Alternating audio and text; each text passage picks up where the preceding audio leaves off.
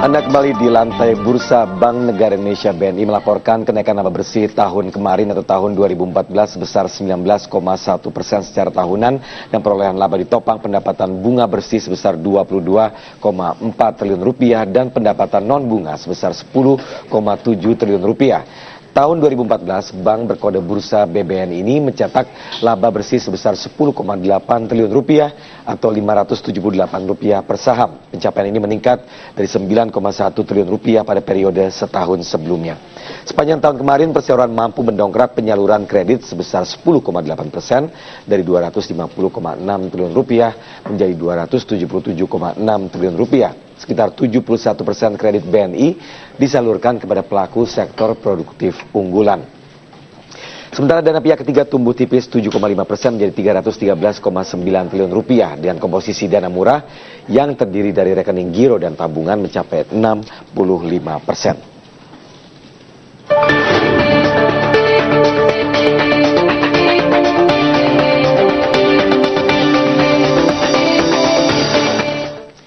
Emiten perbankan masih mencatatkan kinerja positif tahun lalu. Pertumbuhan laba dan juga penyaluran kredit masih sejalan dengan proyeksi BI. Kita langsung membahas dan juga berbincang dengan analis Skorinvest Sentral Gani, Andi Wibowo Gunawan. Selamat pagi, Mas Andi. Pagi.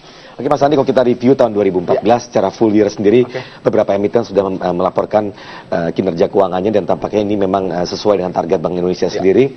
Bagaimana penyaluran kredit dan juga pertumbuhan labanya terlihat sebesar 2 digit. Kalau kita review sedikit, sebenarnya apa yang menjadi faktor di sini yang menjadikan kinerja yang baik bagi perbankan ini? Sebenarnya kalau untuk itu kita kembali lagi ke sisi makro kita ya. Karena apa? Karena makro kita cukup prudent walaupun ada slowing. Di satu sisi juga konsumsi Indonesia masih kuat, jadi walaupun apapun sektornya tetap akan kembali ke bagaimana daya beli masyarakat. Daya beli masyarakat walaupun agak sedikit melambat secara pertumbuhan, tapi sebenarnya masih cukup kuat kalau saya lihat. Jadi itu kembali lagi di situ. Walaupun agak penurunan dibandingin tahun 2013 atau 2012, kreditnya itu lebih karena faktor suku bunga yang cukup tinggi untuk di level BI rate itu 7,75%. Jadi tampaknya menekan kebanyakan dari eksternal sebenarnya ya? Betul sekali. Tapi sejauh apa tekanan eksternal ini tidak akan berhenti? Kalau kita lihat di tahun ini kan tampaknya juga masih sama kayak situasinya. Oke, kalau saya lihat ini untuk BI rate sendiri tekanannya ini kan karena suku bunga sensitivitasnya cukup tinggi di perbankan itu. Jadi kalau untuk dari BI rate kami expect nanti mungkin setelah first half 2015 ini ada kemungkinan diturunkan. Apa alasannya? Alasannya mungkin karena inflasinya mungkin sudah mulai slowing atau sudah mulai bisa terkendali pelan-pelan gitu. Jadi ekspektasi di situ. Itu yang kalau kita lihat dari sisi internalnya. Tapi kalau kita lihat dari historinya sendiri kan tampaknya Bank Indonesia masih menerapkan kebijakan moneter yang ketat ya, dan khususnya ini juga membebani perbankan Indonesia.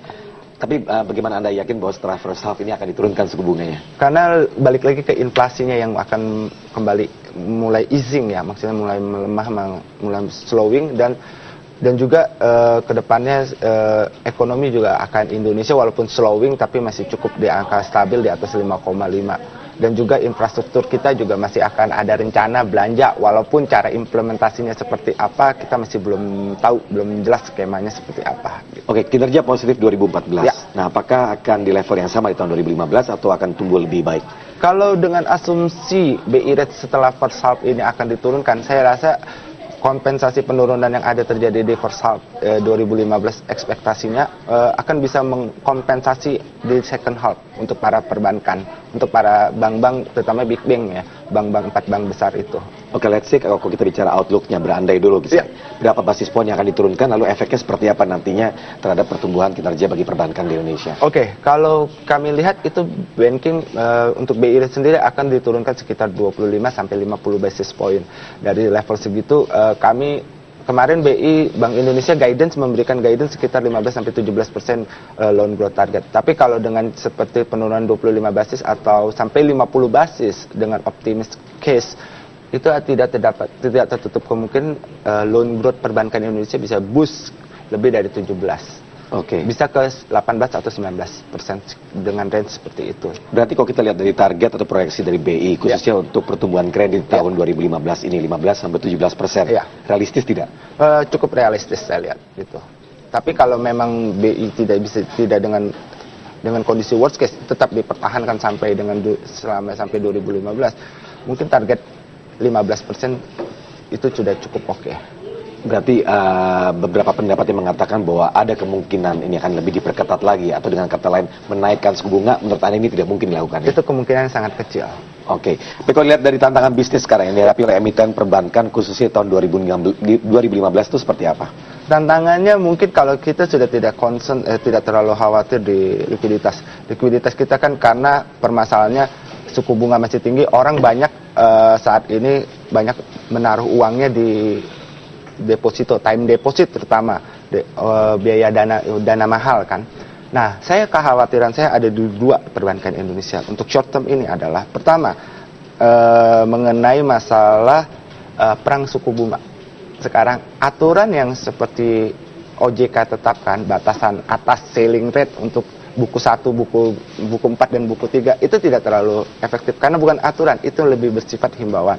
Dan waktu pada saat 9 month BRI optimis dengan kondisi itu, tetapi akhirnya di full year 2014 tidak bisa menolong cost of fund-nya BRI yang naik cukup signifikan saya bilang, sehingga net profit dia tumbuhnya sekitar only 14%-an. Jadi satu dari sisi masalah perang suku bunga. Yang kedua adalah mengenai NPL. NPL di sini adalah yang kalau kita lihat trennya secara historis, itu kalau berdasarkan data Bank Indonesia, NPL untuk ke sektor properti, terutama properti yang ditujukan untuk pembangunan ruko dan rukan, itu yang mengalami tren kenaikan. Karena apa? Karena udah saya lihat untuk tren ruko dan rukan, properti yang ke lebih segmen ruko dan rukan ini adalah udah kondisinya oversupply, dan itu banyak dialami di kondisi di luar Jakarta dan area-area seperti Tangerang dan Bekasi gitu. Jadi bank yang lebih banyak kucurin kredit ke properti, terutama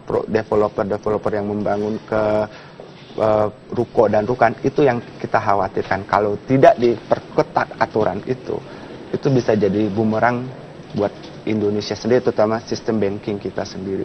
Berarti kalau misalnya dikatakan solusi apa yang tepat, khususnya kalau melihat tantangan yang Anda katakan tadi tahun ini, apa yang harus dilakukan oleh lembaga-lembaga yang terkait tentunya? Kalau untuk dari perang suku bunga, saya rasa itu tidak bisa, Bank Indonesia ataupun OJK tidak bisa intervensi apapun. Itu kembali lagi ke mekanisme supply dan demand-nya suku bunga.